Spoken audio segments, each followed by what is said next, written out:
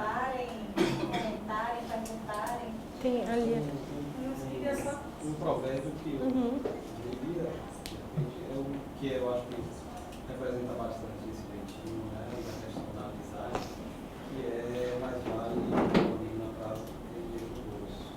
Do que dinheiro no bolso? Dinheiro no bolso. Esse para mim é um amigo na praça do que dinheiro no bolso. Isso para mim, eu uso no dia a dia, já aconteceu situações desse, e que a gente tenta justamente, esse é um provérbio brasileiro.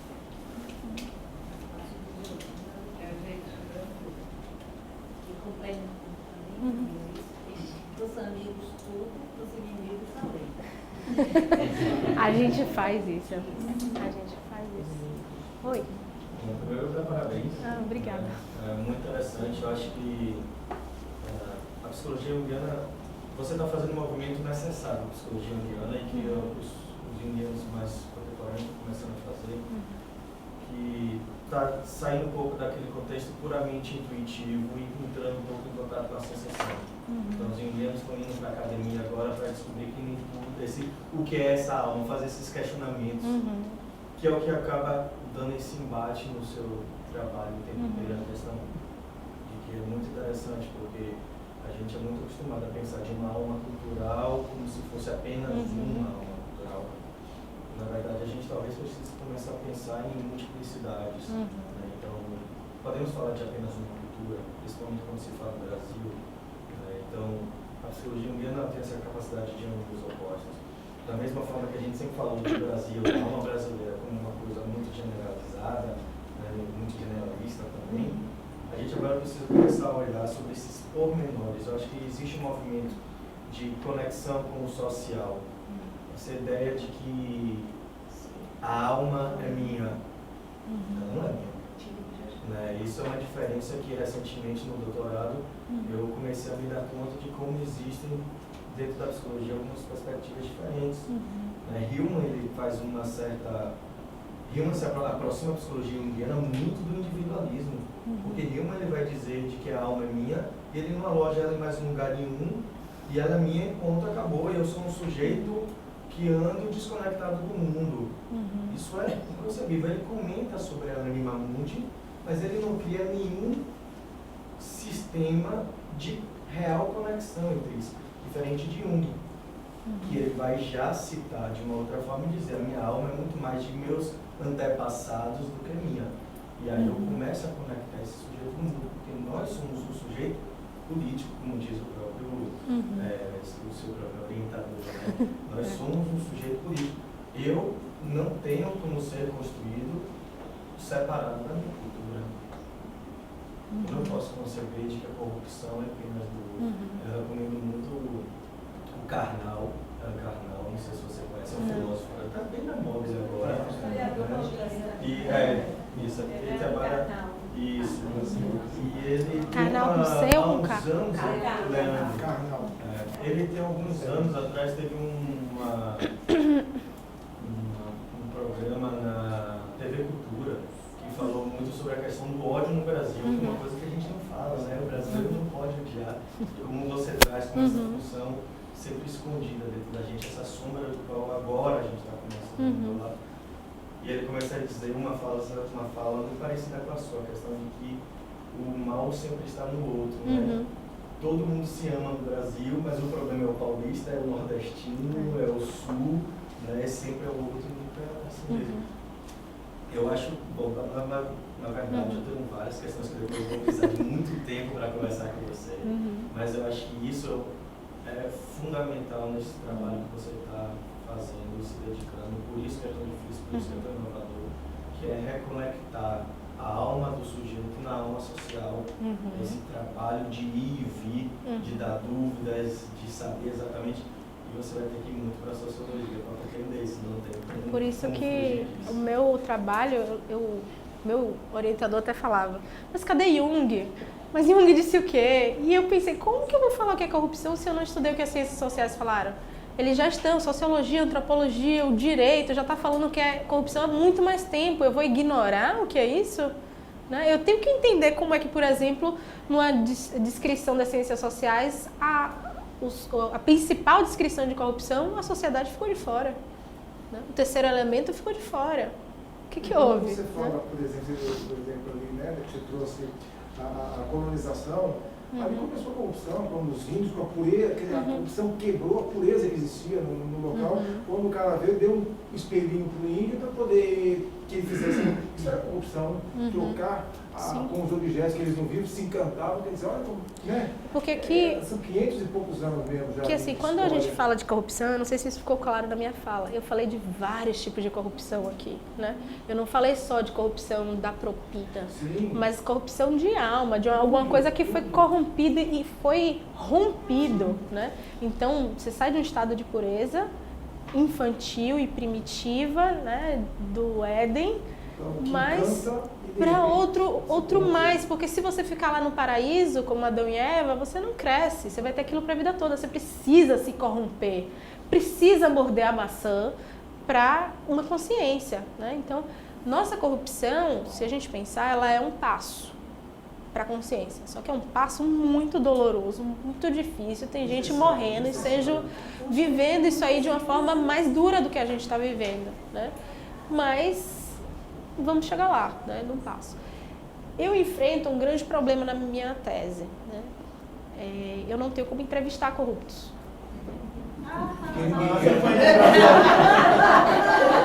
Que massa que seria essa, né? Ou vocês acham que na papuda vão deixar eu entrar para perguntar? Meu estudo, ele é bastante teórico, né? Eu estou falando de teoria, mas para um próximo trabalho, e recomendo que alguém pegue esse bonde andando e faça isso, a parte prática, que é, será que essa teoria aqui funciona? Será que um corrupto é de fato assim? Eu agora não tenho como fazer isso, porque a parte teórica já está um trabalho muito grande para eu conseguir fazer em 4 anos, para eu ainda ter uma parte prática. Isso é um pós-doutorado ou para uma outra pessoa fazer. Oi. Enquanto você falava, inclusive, eu pensava um pouco sobre isso. O fato é, você, como você mesmo trouxe, você definiu vários tipos de corruptos, algumas categorias deu para perceber enquanto você falava. Mas você também cita que todos nós somos corruptos. Existe uma diferença entre corrupto e sociopata, né? Claramente a gente consegue ver diversos políticos que têm traços muito claros, mas não são todos. Tem outros que estão ali na corrupção porque estão sendo levados pela onda coletiva, né? Que a gente falava sobre essa questão do impacto da massa.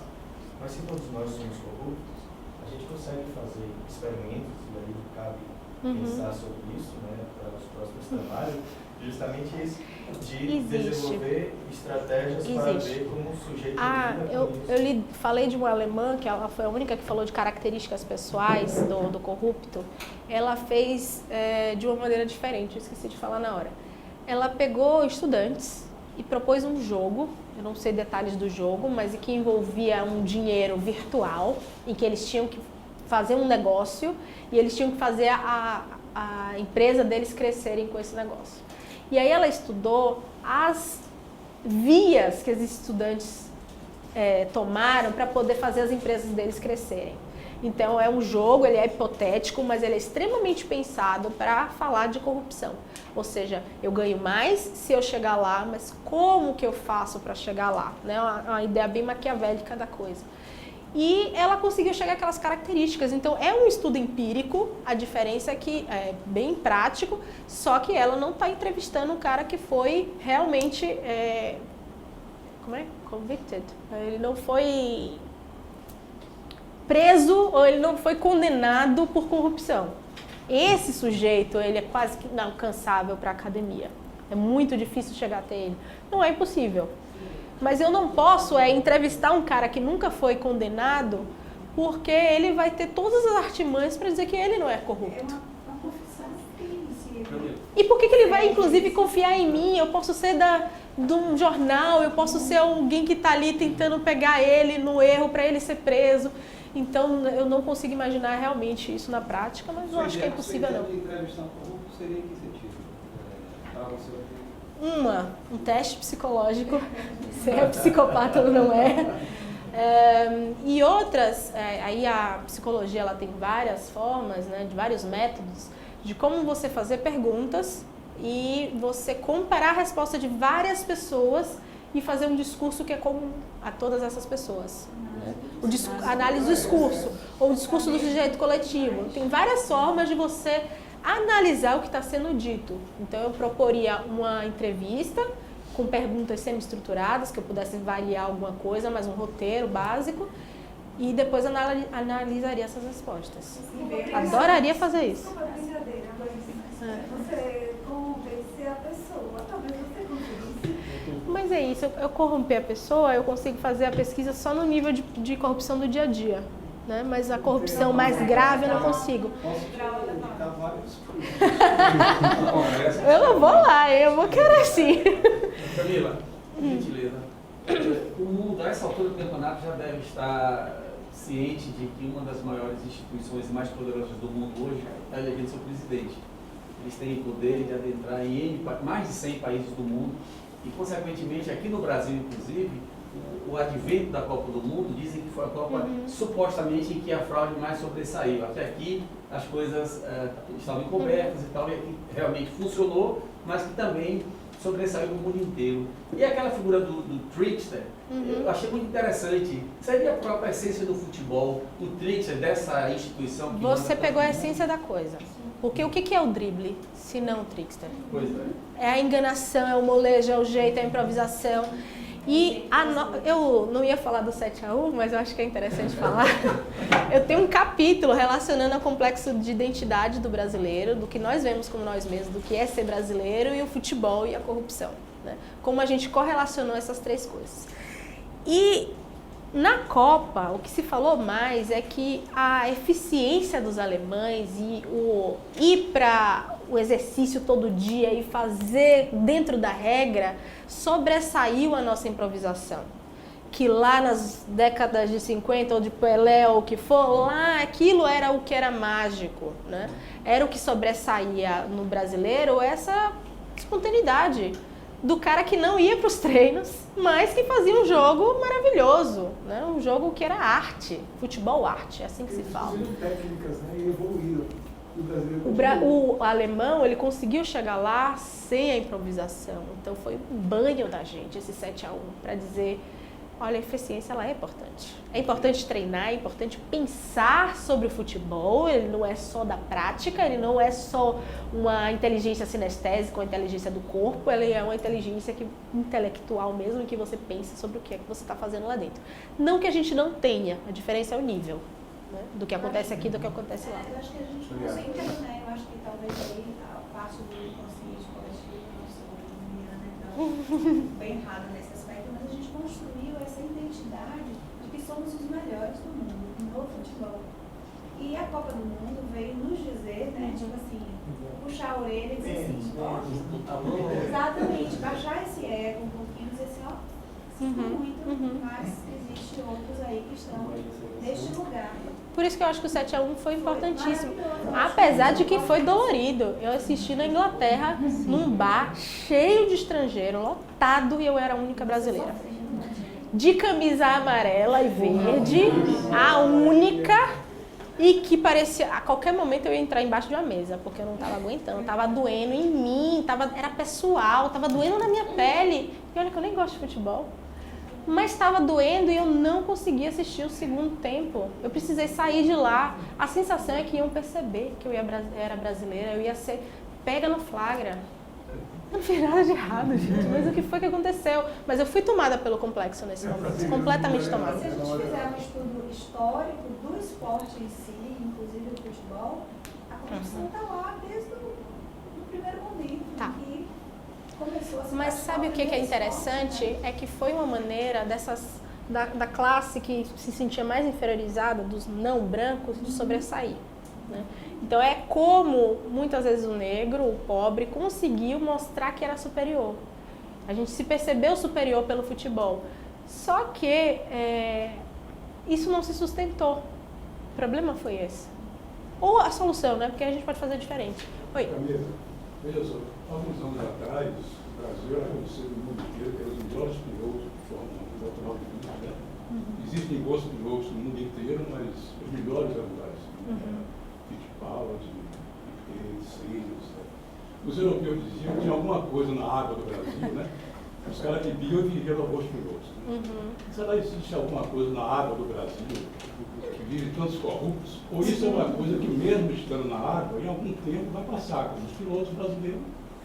Hoje existem bons pilotos no Brasil como existe em qualquer lugar do mundo, né? Parece que os casos de corrupção no Brasil hoje são considerados o segundo maior do mundo. Daqui a alguns anos, será que isso vai voltar à normalidade? Ou isso é uma coisa muito enraizada, realmente, né? Mas os alemães bateram o mundo aí 7 vezes, né? Que foi Schumacher foi campeão. A eficiência alemã foi 7 vezes campeã, né? A eficiência alemã é impressionante. Impressionante. Eu morei lá e eu vi como as coisas funcionam. Aqui as coisas não funcionam. Quer ver um exemplo? E como tudo é feito para que as coisas funcionem de uma maneira melhor e mais eficiente.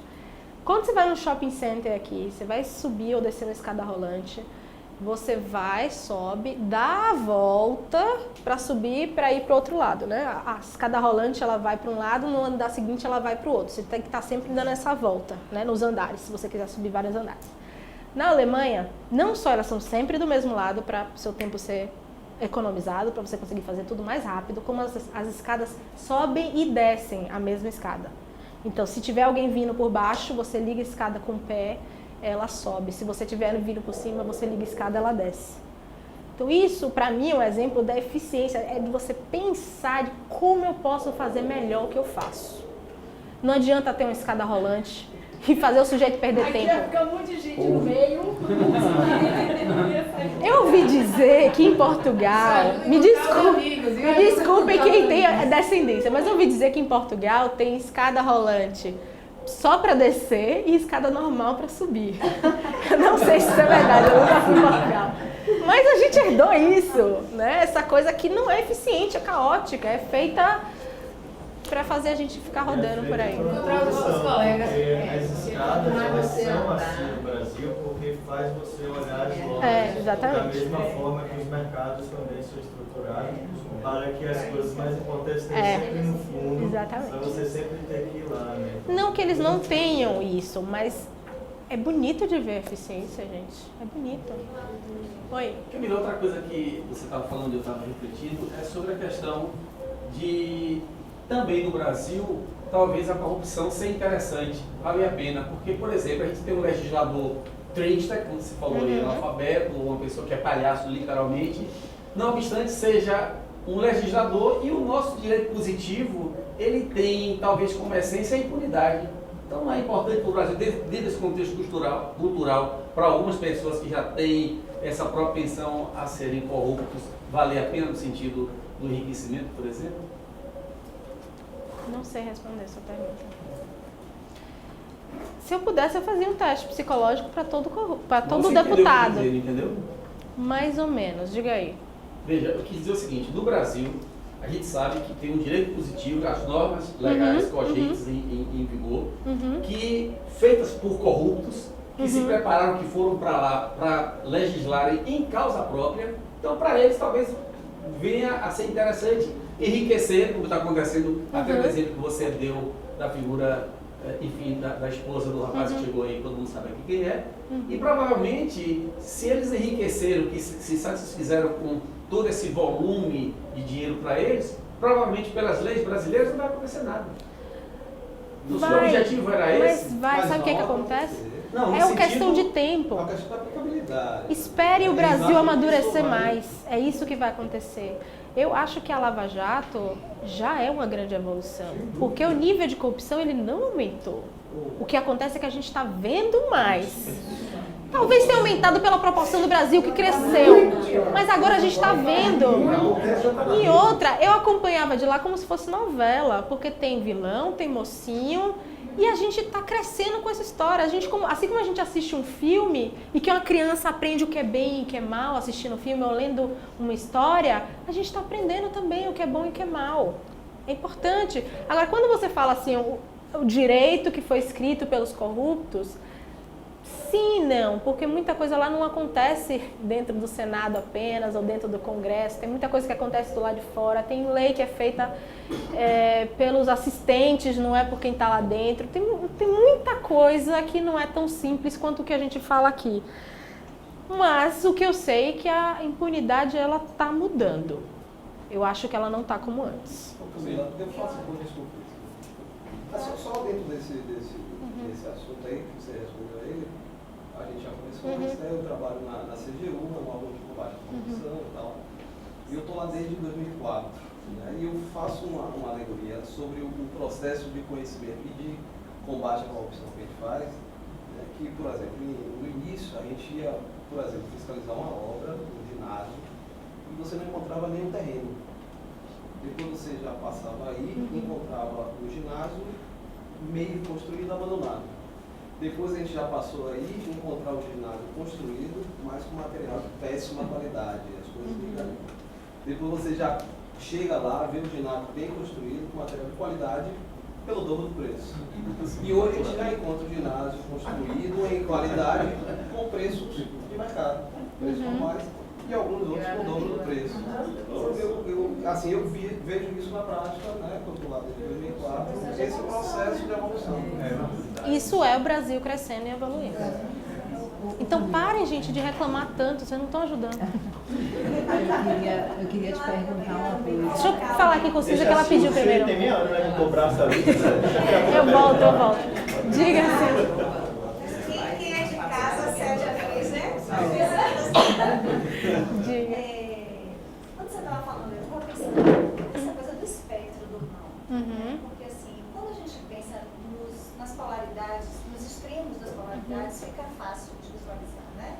O extremo corrupto ou o extremo ingênuo. Né?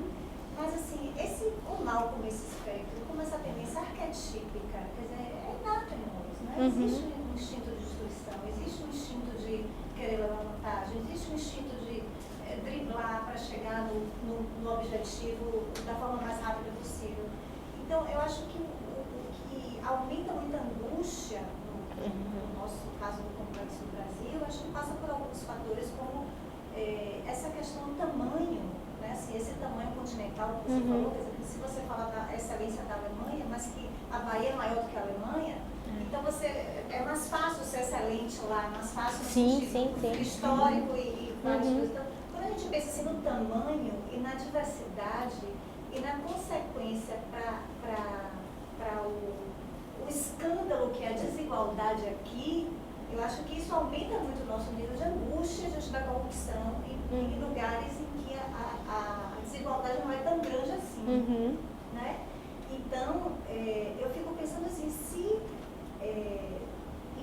enquanto qualidade psíquica de um povo, se à medida que a empatia vai aumentando, a empatia não seria um antídoto também psíquico e natural para que dentro do próprio espectro do mal isso fosse sendo tipo uma homeostase cultural, sabe assim, à medida que, porque o mal existe, eu vou ter mas à medida que a dor na carne do outro me impactar, isso pode também ser um freio instintivo natural, né? Então, eu fico pensando assim, até que ponto, quanto vai levar um tempo para a gente, educação e tudo mais, mas eu sou otimista, mas eu acho que existe um caminho aí de empatia que a gente precisa desenvolver. Então, se a gente for comparar e pensar que o nosso corpo se expressa sempre de uma maneira, buscando a saúde, mas ela passa pela doença, e cada um vai ter uma doença para si, então essa diz algo da minha personalidade que é diferente da doença do outro, que diz algo sobre a personalidade dele. Não é a mesma coisa ter um câncer, ter um AVC e ter um problema no pé. Completamente diferente. Como isso modifica a minha personalidade? Até aí, ok. Pense agora como que é o lidar com a saúde e com a doença, pode ser o bem e o mal, pode ser o branco ou o preto, mas lidar com esses opostos, e que no Brasil a nossa doença, o nosso sintoma é a corrupção. É assim que a gente está lidando com o mal. E em outro país, eles estão lidando com o mal de outra forma, como pode ser na forma do apartheid, muito mais fortemente na cor da pele, eles estão lidando com o mal através disso, ou lidando com o mal, como está acontecendo na Europa com a crise migratória. Na faculdade, nos congressos que eu fui, fala-se muito nos complexos culturais, e o que está fervilhando na Europa agora, como essa mudança de pessoas entre países, como essa migração tá, o que está atingindo, que complexos são esses. Eles falam do complexo do andarilho na Europa, que a gente não tem aqui. Então eles estão lidando com o mal lá de uma outra forma. Cada um vai se expressar de um jeito, cada um tem sua doença e seu sintoma. Nossa, corrupção está dizendo, como uma febre diz, tem alguma coisa que está errada, não está legal. Está anunciando aí uma febre, mas qual é o problema que está por debaixo? O que é muito maior do que isso, do que a corrupção? É o mal dentro da gente. Agora deixa eu... Diga, Paty. Não, você assim, um pouco na linha do que Susan falou, eu gostei do termo que ela usou, antídoto, um pouco do antídoto. Enquanto você falava, a sensação que me deu, e eu queria saber se você tem essa impressão, porque você saiu do Brasil, você olhou de lá, né? Se você visualiza personagens reais ou fictícios que funcionassem como símbolos do oposto do trickster para o brasileiro. Assim, quando você fala do trickster e a gente se visualiza ali, e ali você trouxe algumas coisas que disseram, pessoas estudaram isso, aqui não se aplica, aqui não se aplica. Porque o que eu vi ali é assim, bom, então o que se aplicaria aqui, o que resolveria pra gente? Mas aqui? a solução está no próprio trickster. Por isso que ele é pegadinha no malandro. Ele tem os dois lados nele mesmo. A diferença é como utilizar o trickster. A gente não vai conseguir pegar uma solução de fora. A gente não pode pegar um complexo, um arquétipo de uma coisa que está acontecendo fora para aplicar aqui. Não for. Mas como o que a gente tem, como é que, por exemplo, a doença pode ser o caminho? Como é que o trickster pode ser o caminho para a gente chegar na saúde ou num estado melhor do próprio país? É possível você pensar, então me explique isso. Como no trickster, no aspecto positivo do trickster, nós poderíamos ter para a gente aqui o aspecto do valor, a disciplina, a ordem, ainda que não fosse no modelo europeu, evidentemente nunca vai ser, mas assim, que é o que para mim falta, é o que para mim nos falta enquanto nação para sair, para o metrô ser construído, entendeu? Mais rapidamente. Como é que se vê no trickster esse oposto, mas de ordem, de disciplina, de seriedade, sabe, do que faltou no jogo do Brasil? Como é que duas respostas para você. Uma é que você está procurando, olhando para o preto, cadê o branco? Isso é complicado. Mas é o que essa teoria propõe. Dentro do preto vai ter o branco, tá lá no seu oposto, como yin e yang. Então, dentro do próprio trickster tem essa resposta. Certo. A segunda, essa vai ser o objetivo dos meus próximos 2 anos de doutorado, que é soluções. Como soluções. Sim. Quais são as soluções que já são propostas por outras teorias e o que a teoria da psicologia analítica pode propor em cima disso? Não tem resposta pronta, mas em geral, e é realmente uma prévia isso aqui, eu ainda não me debrucei sobre isso. O que se fala de solução passa sempre por educação. Então, educação para o trickster. O trickster precisa ser educado. Vale a pena ler o capítulo de Jung sobre o trickster, que ele fala do processo de individuação do trickster, da evolução, que ele sai da lebre, se eu não me engano, de uma forma mais animal, até chegar no Salvador. No outro lado, no outro extremo, né? Ele cabe dentro dele vários aspectos. E aí a solução não é que essa é a panaceia para tudo, né? Vamos dar educação pro povo que a gente vai sair disso. Educação como? Como assim? Que educação? Paulo Freire dá uma resposta muito boa pra gente. Essa educação ela precisa ser politizada. É a liberação do oprimido. Você precisa educar para ser cidadão. Para sair de uma opressão pela fome, pela pobreza e tudo mais, e educar para ele pensar e para ele ser cidadão. Então, educar para ensinar a ler só, não serve. E talvez isso seja a resposta pela qual você disse assim, o sofrimento na Europa fez com que eles, a guerra fez com que eles dessem o hábito. E eu fiquei pensando, a gente aqui não sofre menos ou não sofre pouco, mas talvez o que falte seja não doeu essa o suficiente. Base da educação. Ou talvez o que falta, na minha opinião, assim, é a base da educação que faz você ver o sofrimento e lidar com ele de uma maneira e não de pensar, sempre foi assim, desde a colonização, sempre foi assim, sempre tem alguém que ganha mais, sempre tem alguém que ganha menos, sempre tem alguém que, sabe? É assim mesmo, a gente não tem outra referência. Mas a gente precisa ver, olha, o corrupto foi preso, porque ele fez ruindade. Então eu acho que eu não posso fazer. Isso. Entendeu? Assim, por aí. Muda assim. Rico vai pra casinha. Vai. Isso aí vai mudar muita coisa. Não, é interessante que aqui no Brasil é quando um corrupto é preso, acho que a maioria, acho que todo mundo já viu isso, em vez de ele ficar envergonhado das atitudes, das atrocidades que ele fez, não, quando é algemado, bota um blusão, um blazer em cima da algema, ou seja, ele está algemado, é mais vergonhoso do que as corrupções todas que ele cometeu.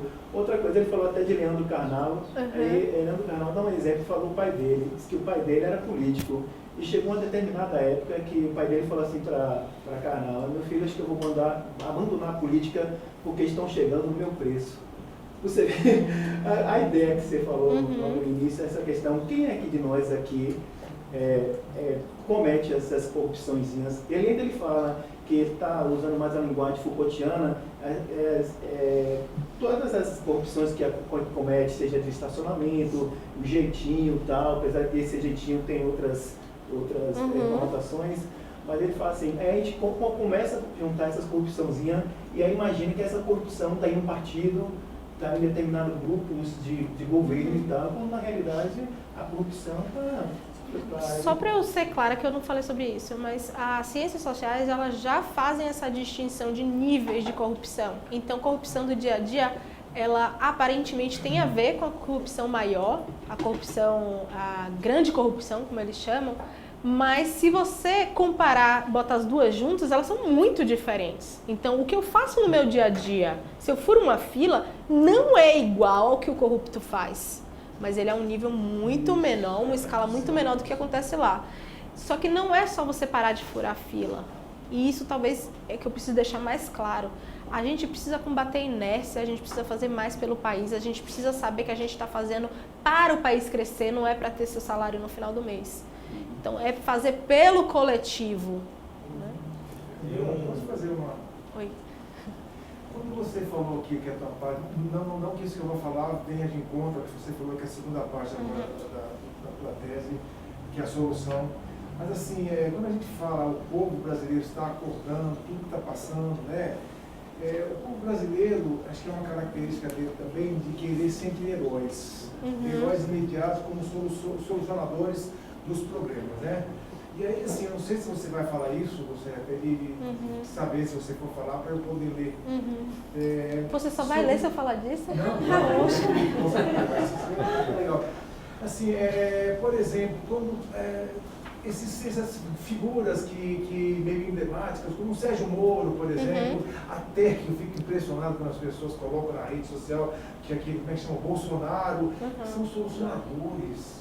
Sabe, eu tenho seguido essa semana aqui, eu não entrava na chave do Sérgio Moro. Aí eu falei, deixa eu seguir um pouco esse cara aqui. Eu tenho medo dele. Porque assim, ele é tendencioso. Ele busca, ele puxa do meio, da mesma forma que todos esses políticos que não pensam muito. Então assim, eu fico pensando, será que o povo está querendo mesmo, está acordando mesmo, está esperando que alguém faça alguma coisa por eles? Porque assim... Mas tá, todo mundo tá, claro. Pelo Facebook. O povo acha que vai solucionar o país pelas iras que colocam no Facebook, tudo. E assim, então essas coisas imediatistas, eu não sei até que ponto que está tão Então, próximo, isso é uma assim, característica tá do brasileiro, mas é também pela nossa imaturidade política. O que Andrew fala é que nós temos um político interior, temos um político dentro de nós. Se você lembrar da sua primeira memória política, você vai lembrar de muita coisa, ou entender muita coisa do que aconteceu na sua vida, de como você se relacionou com a política. Esse político interior do brasileiro, ele é bastante primitivo, porque não somos tão politizados, até passivos. Então, a gente elege pessoas, mas essas pessoas talvez puxem a gente para uma coisa diferente. Mas sempre o movimento é de inércia. Quero que alguém resolva o meu problema. Tem uma coisa que você falou, né, desde o começo, antes do... Ô, Camila, assim, eu penso isso muito meu, que você falando e enfim, eu acho que quando essa educação política, ela passar a existir de fato, é porque ela existe, como você mesmo falou, a gente tem político dentro de nós, mas quando ela passar de fato a existir, passar de fato a fazer parte do nosso dia a dia, eu acredito que quando isso existir, a gente vai parar de se preocupar tanto com a derrota do Brasil no 7-2 e vai começar a se preocupar com o racial. Esse é um da honra. não assisto futebol, então assim, não sou tão preocupada com futebol. Mas acredito que quando isso existir, quando essa educação política realmente passar a fazer parte do nosso dia a dia, essa derrota não vai mais fazer parte da nossa frustração. Sabe, acho que o que vai passar a fazer parte da nossa frustração é a falta de educação. Vamos ter outros conceitos. Exatamente, os valores. Isso seria já na escolaridade, no básico. Exatamente. Como em muitos outros países já acontece. Exatamente. Agora sim, deixa eu clarear um pouco o que eu disse. Nós estamos evoluindo, como um grupo, como um coletivo, a gente está indo, mas isso acontece a muito longo prazo e isso acontece com cabeças pensantes que puxam o resto. Então, a massa é burra mesmo, mas é em todos os países, certo? Não, porque você vai ver gente preconceituosa em países desenvolvidos, você vai ver gente com político interior primitivo também. Mas o que vai acontecer é que a quantidade de pessoas vai aumentando e vão se tornando mais desenvolvidas. Mas o mesmo cara que vai gostar de pagode aqui tem semelhante em outro país lá e que gosta disso, e que gosta de uma vida que é do prazer completamente e que não gosta de pensar.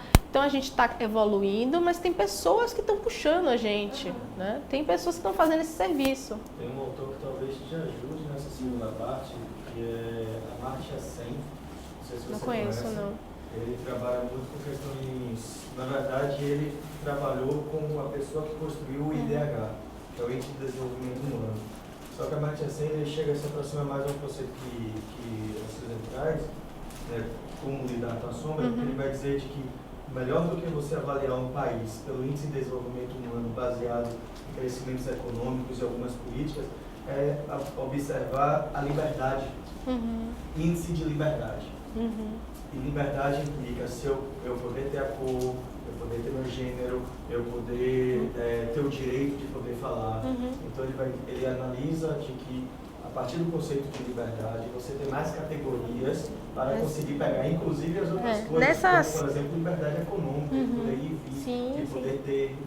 Nessa segunda parte, falando de soluções, eu vou precisar enfrentar o problema lá que eu falei de individuação de países. Então, o que é isso que nós estamos buscando, para onde caminhamos, onde queremos chegar?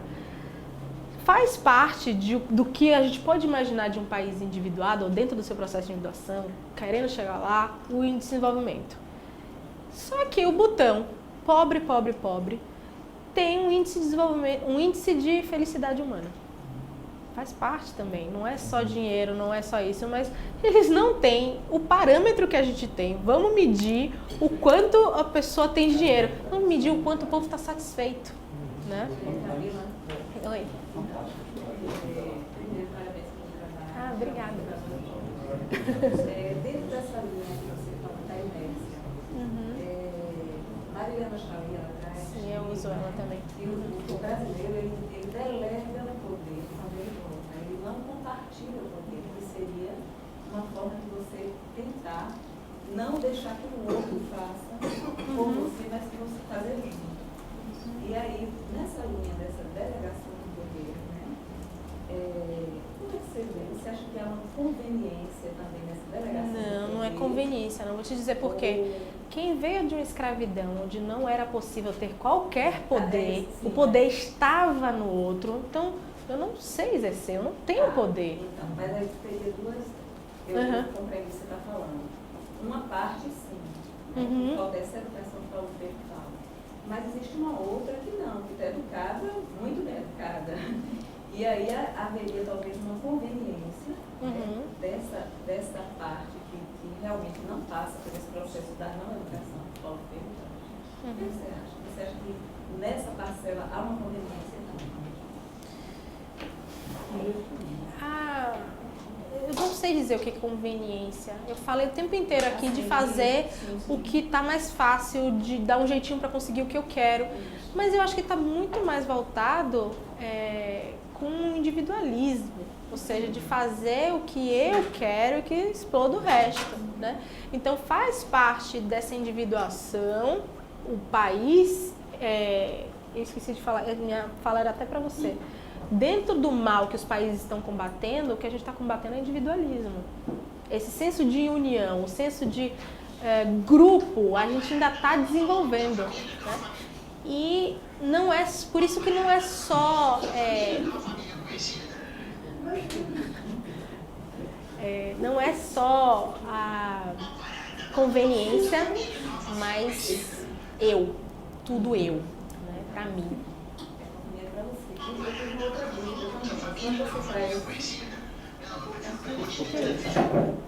Um rádio da polícia. Quando você traz os traumas, quando você traz os traumas da cultura, né?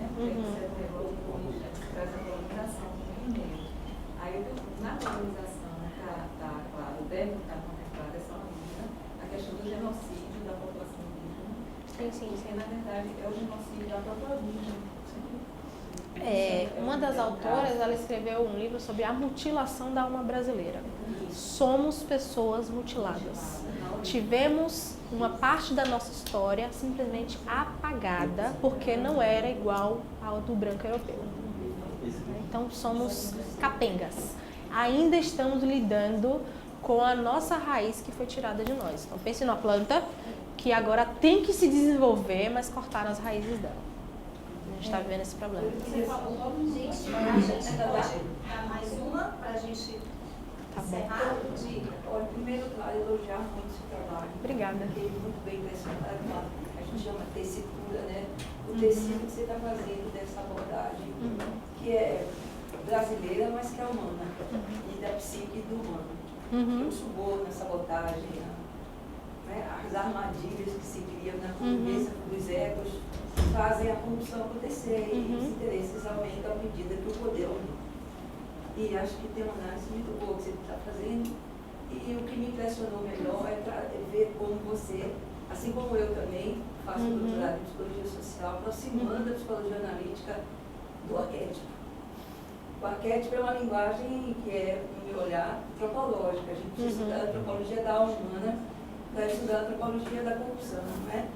E acho que você está fazendo esse casamento do mesmo jeito que eu estou estudando o arquétipo do feminino e a mulher da qualidade num programa de doutorado em psicologia social, que é onde eu vi vamos chamar assim, a fluidez para fazer esse estudo, trazendo a psicologia analítica para ser mais respeitada pela academia. Porque a gente ainda tem alguns entraves. Eu sou professora da Universidade do Chicago e não consegui ainda fazer muito em nome de psicologia analítica. Mas uma parte é o problema dos junguianos, que estão falando de alma sem estudar as ciências sociais. Eu gostaria. Eu hoje faço uso das representações sociais para entender, através de mulheres brasileiras e argentinas, que é onde eu faço meu curso, o que significa o feminino. E eu uso então a metodologia de música em si, mas aqui também tem a Denise Godelay, que é muito importante para a gente como referência, para a gente entender o que significa corrupção, por exemplo, brasileiro. O que é corrupção? É uma questão que pode ser uma representação social e que a gente pode utilizar como método, porque por trás disso é um fenômeno. E a fenomenologia do espírito é o que Jung nos ensina também a entender da psique.